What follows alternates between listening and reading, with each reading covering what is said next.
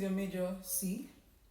I had to go the extent so I could give you a full visuals of my sax. Okay.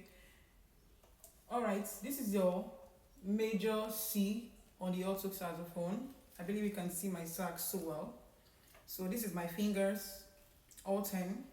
These are fingering buttons, and these are all palm keys. We are not talking about the saxophone component now. We're talking about the C major.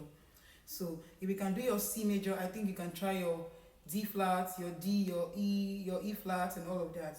So I'm also going to give you the rudiments for that, which you can use in creating the actual note formation. I have something on note formation on my YouTube channel. You can actually watch that. Okay, so we have the palm key, this one, the down palm key. Then we have all three of this pressed down together, and then we'll come this way. We have all three. Now look, this finger is for the palm key here, so you don't use it. Same as this finger is basically for the palm keys. Mostly those two fingers are basically for the palm keys. Only some kind of altissimo notes will warrant us to use our fingering fingers. These are fingering fingers, these are palm keys. Okay, let's go. This one is always stable on the octave button, next to the octave button here. Also, this one is also stable, so they are all palm keys, right?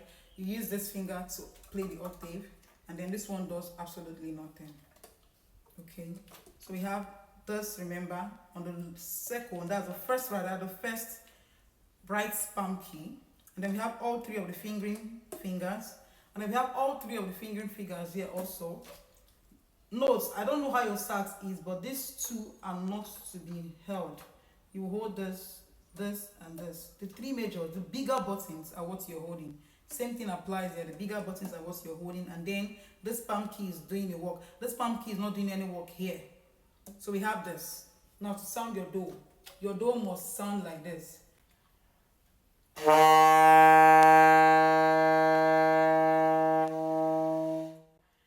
Now for note formation, we have the roots, tone, tone, semitone, tone, tone, tone, semitone.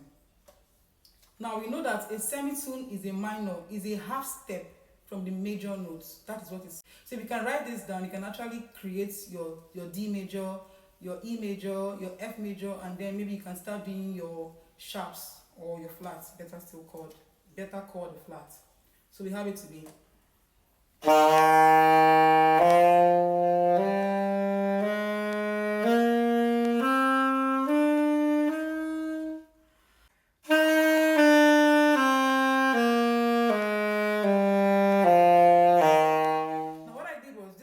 Right? C is the root, which is this.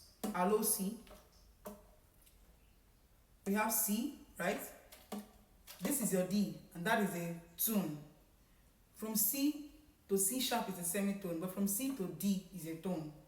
From D to D sharp or E flat, which is this, is a semitone, but from D to E is a tone.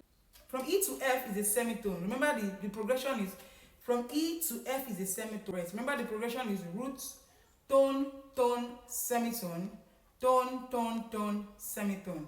So we've done two tones. From C to D is a tone. From D to E is another tone. Now the semitone comes in to be the F. This is your F fingering, right? And from F now we are going to have another tone. From F to F sharp or G flat is a semitone. But from F to G, which is this, is a tone. Okay, we need three tones here. This is the first tone. From G to G sharp or A flat is a semitone, but from G to A is a tone. That's the second, right? From A to A sharp or B flat is a semitone, but from A to B is a tone. That's the third one. Now from B to C is a semitone, because from B to C sharp is a tone. So what we need is a semitone, which is now back to C. So the progression is C, D, E, F, G, A, B, C. So we can use this progression. I think you can form your other notes formation. This is just your major C. And try to play with a backing track or a metronome for starters. Alright. Okay, let's do it one more time.